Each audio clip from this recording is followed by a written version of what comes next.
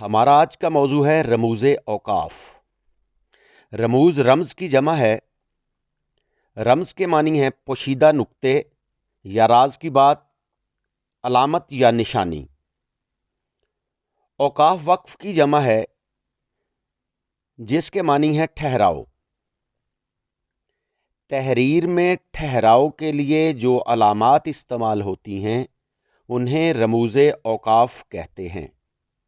رموز اوقاف کے بغیر ہم تحریر کو سمجھ ہی نہیں سکتے۔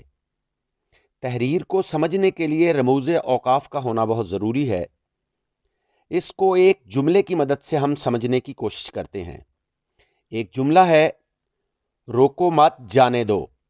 اب اگر ہم علامت روکو کے بعد لگاتے ہیں روکو مت جانے دو کہ اس کو روک لو اور جانے نہ دو، لیکن اگر ہم یہی علامت روکو مت کے آگے لگاتے ہیں تو جملہ کیا بنے گا؟ روکو مت جانے دو کہ اس کو نہ روکو۔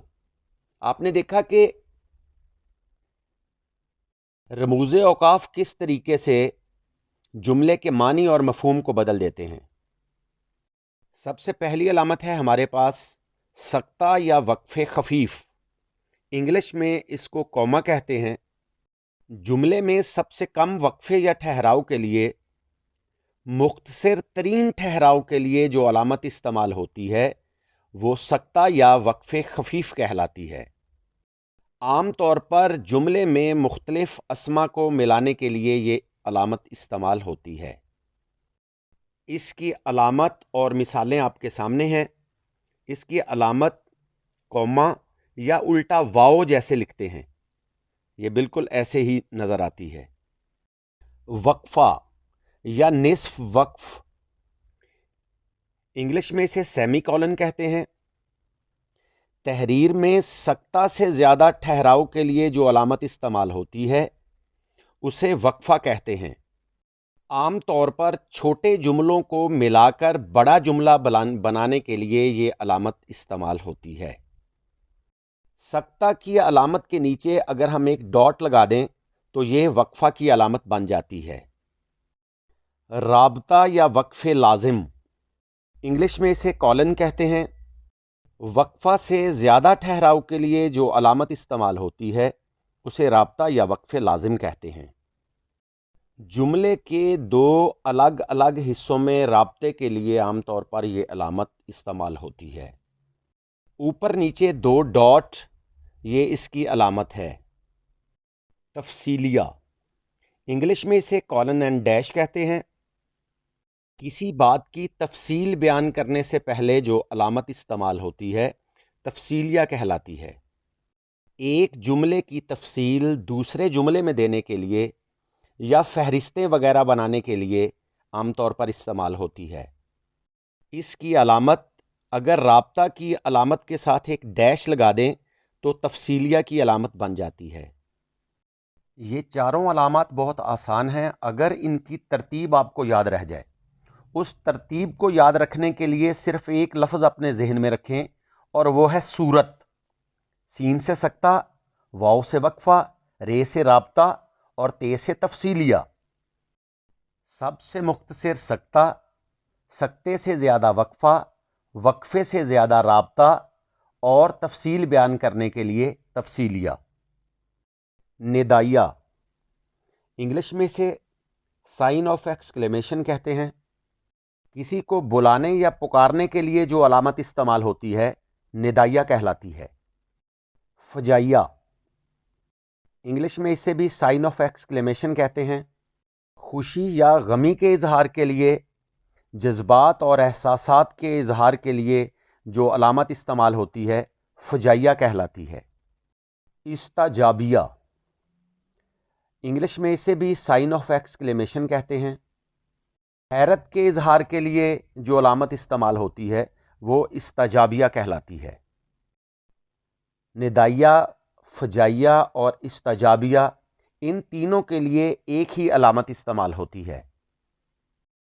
کوسین، انگلش میں انہیں بریکٹس کہا جاتا ہے۔ جملے میں کسی لفظ کی اضافی وضاحت یا طنز کے لیے یہ علامت استعمال ہوتی ہے۔ اس کے لکھنے یا نہ لکھنے سے کوئی فرق نہیں پڑتا، مطلب یہ جملہ معترضہ کے شروع اور آخر میں استعمال ہوتی ہے۔ جملہ معترضہ سے مراد ایک ایسا جملہ کہ جو ویسے تو مکمل ہے، لیکن اگر اس جملے میں کسی بھی لفظ کی کوئی اضافی وضاحت کرنی ہے تو اس کے لیے یہ استعمال ہوتی ہے۔ کوسین کو خطوط وحدانی بھی کہتے ہیں۔ اس کی علامت چھوٹی بریکٹ، درمیانی بریکٹ یا بڑی بریکٹ کوئی بھی استعمال ہو سکتی ہے۔ خط، انگلش میں اسے ڈیش کہتے ہیں۔ خط یا لکیر کے لغوی معنی سلسلہ یا تکرار کے ہیں۔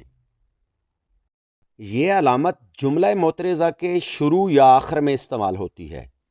جملہ معترضہ سے مراد جملے میں کسی لفظ کی اضافی وضاحت کے لیے یا طنز کے لیے یہ علامت استعمال ہوتی ہے۔ اس کی علامت ایک لائن یا لکیر۔ در حقیقت کوسین اور خط ایک ہی مقصد کے لیے استعمال ہوتے ہیں۔ مرضی ہے خط کا استعمال کیا جائے یا کوسین کا استعمال کیا جائے۔ ختمہ یا وقف مطلق، انگلش میں اسے فل سٹاپ کہتے ہیں۔ جملے کے خاتمے پر جہاں ٹھہراؤ بھرپور ہوتا ہے اس علامت کا استعمال ہوتا ہے۔ بھرپور یا مکمل ٹھہراؤ کے لیے ختمہ کا استعمال کیا جاتا ہے۔ اس کے علاوہ مخففات کے درمیان بھی اس کا استعمال کیا جاتا ہے، جیسے ایف ایس سی یا ایم بی بی ایس وغیرہ۔ سوالیہ یا استفہامیہ، انگلش میں اس کو سائن آف انٹیروگیشن یا نوٹ آف انٹیروگیشن کہتے ہیں۔ یہ علامت سوالیہ فقروں کے آخر میں لگائی جاتی ہے۔ کوئی بھی سوال پوچھنے کے لیے اس علامت کا استعمال کیا جاتا ہے۔ واوین، انگلش میں انہیں انورٹڈ کاماز کہتے ہیں۔ کسی کا قول اسی کے الفاظ میں لکھنے کے لیے، کسی کی کہی ہوئی بات اسی کے الفاظ میں لکھنے کے لیے، کسی اقتباس کو لکھنے کے لیے واوین کا استعمال ہوتا ہے۔ یہ عام طور پر کسی کا قول لکھنے کے لیے، احادیث لکھنے کے لیے یا آیات کے تراجم وغیرہ لکھنے کے لیے اس کا استعمال کیا جاتا ہے۔ اس کی علامت جیسے دو واو یا دو کومے، یہ آپ کے سامنے ہے۔ خط فاصل، انگلش میں اسے سلیش کہتے ہیں۔ مختلف ناموں اور افعال کے درمیان خط فاصل کی علامت استعمال ہوتی ہے۔ ایک لفظ کو دوسرے لفظ سے الگ کرنے کے لیے تاریخ وغیرہ میں بھی اس کا استعمال کیا جاتا ہے۔ اس کی علامت جیسے ٹیڑھی لائن۔ علامت تخلص، انگلش میں اسے سائن آف پن نیم کہتے ہیں۔ یہ علامت شاعر حضرات اپنے اصل نام کی بجائے ادبی نام کے ساتھ استعمال کرتے ہیں۔ علامت مصرع، ایک شعر دو مصروں پر مشتمل ہوتا ہے۔ جب شعر کا ایک مصرع الگ لکھا جائے تو علامت مصرع کا استعمال کیا جاتا ہے۔ علامت شعر، شعر لکھنے سے پہلے اس علامت کا استعمال کیا جاتا ہے۔ علامت حاشیہ، انگلش میں اسے سائن آف مارجنل نوٹ کہتے ہیں۔ اگر عبارت میں کوئی تشریح یا وضاحت طلب بات ہو تو یہ علامت اور اس کے اوپر نمبر لگا کر اسی صفحے کے نیچے حاشیے میں یا مضمون کے آخر میں یا کتاب کے آخر میں اس بات کی وضاحت کر دی جاتی ہے۔ دیکھنے میں تو علامت شعر اور علامت حاشیہ ایک ہی طرح کی علامت نظر آتی ہے، لیکن فرق کیا ہے کہ علامت حاشیہ میں یہ علامت لگا کر اس کے اوپر 1 2 3 یا 4 لکھا ہوا ہوتا ہے اور وہ پھر علامت لگا کر اس کی وضاحت کی جاتی ہے۔ علامت حذف، انگلش میں اسے نوٹ آف ڈراپنگ کہتے ہیں۔ تحریر میں جب کسی بات کا ذکر کرنا مناسب نہ ہو تب یہ علامت استعمال کی جاتی ہے۔ عام طور پر نازیبا الفاظ سے بچنے کے لیے اور طوالت سے بچنے کے لیے اس علامت کا استعمال کیا جاتا ہے۔ کوئی بڑا پیراگراف ہے تو پورا پیراگراف لکھنے کی بجائے اس کے کچھ جملے لکھ کر یہ علامت لگا کر پھر اس پیراگراف کے آخری جملے جو ہے وہ لکھ دیے جاتے ہیں۔ علامت ترک، انگلش میں اسے نوٹ آف اومیشن کہتے ہیں۔ تحریر میں اگر کوئی لفظ لکھنے سے رہ جائے تو علامت ترک لگا کر اس کے اوپر وہ لفظ لکھ دیتے ہیں۔ اس کی علامت جیسے اردو میں 8 لکھتے ہیں ایسے ہوتی ہے۔ علامت الخ، یہ علامت الخ الا آخر ہی کا مخفف ہے۔ زیادہ تر شعر وغیرہ میں اس کا استعمال کیا جاتا ہے۔ چند الفاظ لکھ کر کچھ نقطے ڈال کر الخ لکھ دیا جاتا ہے۔ اب ہم نے یہ دیکھنا ہے کہ یہ ہمیں یاد کیسے رہیں گی۔ سب سے پہلے ان 4 علامات کو الگ سے ذہن میں رکھنا ہے۔ وہ جو ایک لفظ ہم نے کہا تھا صورت، سے یاد رکھنا ہے۔ سکتا، واو سے وقفہ، رے سے رابطہ اور تے سے تفصیلیہ۔ سب سے مختصر ٹھہراؤ کے لیے جو علامت استعمال ہوتی ہے وہ سکتا ہے۔ سکتا سے زیادہ ٹھہراؤ کے لیے جو علامت استعمال ہوتی ہے وہ وقفہ ہے۔ سکتا کی علامت کے نیچے ہی ایک ڈاٹ لگا دیں گے تو وہ وقفہ کی علامت بن گئی ہے۔ وقفہ سے زیادہ ٹھہراؤ کے لیے جو علامت استعمال ہوتی ہے وہ رابطہ ہے۔ اوپر نیچے 2 ڈاٹ لگا دیں گے تو وہ رابطہ کی علامت ہے، اور اسی رابطہ کی علامت کے ساتھ اگر ایک ڈیش لگا دیں گے تو وہ بن گئی ہے تفصیلیہ۔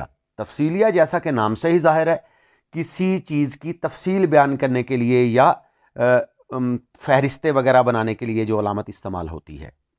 اس طریقے سے صرف ایک تعریف سکتا کی یاد کرنے سے یہ چاروں کی چاروں جو ہیں وہ آپ کے ذہن میں رہ جائیں گی۔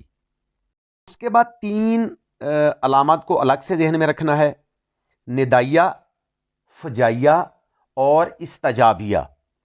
ندا کسی کو پکارنے یا بلانے کے لیے، فجائیہ خوشی یا غمی کے لیے، استجابیہ حیرت کے لیے، اور ان تینوں کی علامت سیم ہے۔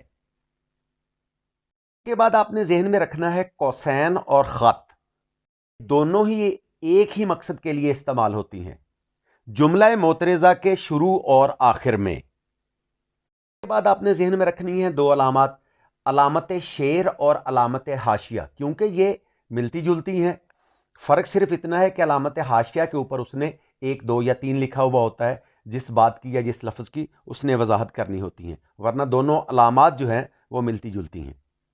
اس کے بعد پیچھے رہ گئی ہیں بالکل آسان والی، جیسا کہ سوالیہ، نام سے ہی ظاہر ہے، سوال پوچھنے کے لیے۔ ختمہ، یہ بھی نام سے ظاہر ہے، جہاں جملہ ختم ہو جائے وہاں پہ استعمال ہوتی ہے۔ خط فاصل، تاریخ وغیرہ میں عام طور پر اس کا استعمال ہوتا ہے، ایک لفظ کو دوسرے سے الگ کرنے کے لیے۔ علامت مصرع، ایک مصرے کے لیے، مطلب شعر 2 لائنوں کا ہوتا ہے، ایک لائن کے لیے جو علامت استعمال ہوتی ہے وہ علامت مصرع ہے۔ علامت تخلص، شاعر لوگ جو اپنے ادبی نام کے اوپر علامت استعمال کرتے ہیں وہ ہے علامت تخلص۔ علامت حذف، طوالت سے بچنے کے لیے، مطلب پورا پیراگراف لکھنے کی بجائے یا نازیبا الفاظ ان سے بچنے کے لیے اس علامت کا استعمال کیا جاتا ہے۔ علامت ترک، ترک کا مطلب ہے رہ جانا، کہ اگر کوئی لفظ رہ گیا ہو تو اس کے لیے یہ علامت استعمال ہوتی ہے۔ واوین، بریکٹس کا قول اس کے ہی الفاظ میں یا احادیث وغیرہ کے لیے یا آیات وغیرہ کے لیے اس کا استعمال کیا جاتا ہے۔ یہ رموز اوقاف ہیں تو بہت ہی آسان، ایک دفعہ کوشش کریں تو یاد ہو جاتے ہیں، لیکن مسئلہ یہ ہے کہ کچھ عرصے کے بعد یہ بھول جاتے ہیں۔ تو اس کا آسان ترین حل یہ ہے کہ آپ ان علامات کی جو ایگزامپلز ہیں، جو مثالیں ہیں، ان کو اچھے طریقے سے یاد کریں۔ جس علامت کی ایگزامپل آپ کو یاد رہ گئی وہ آپ کو کبھی بھی نہیں بھولے گی، اس لیے ان علامات کی جو مثالیں ہیں، جو ان کی ایگزامپلز ہیں، ان کو اچھے طریقے سے جو ہے وہ ذہن نشین کریں۔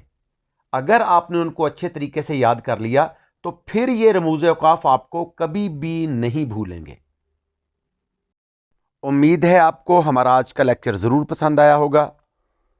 چینل کو سبسکرائب کیجئے اور ایک کمنٹ لازمی کیجئے گا، اپنے دوستوں سے شیئر کریں۔ انشاءاللہ پھر کسی نئے لیکچر کے ساتھ آپ سے ملاقات ہوتی ہے۔ تب تک کے لیے اجازت دیجئے، اپنا بہت سا خیال رکھیے گا۔ اللہ حافظ۔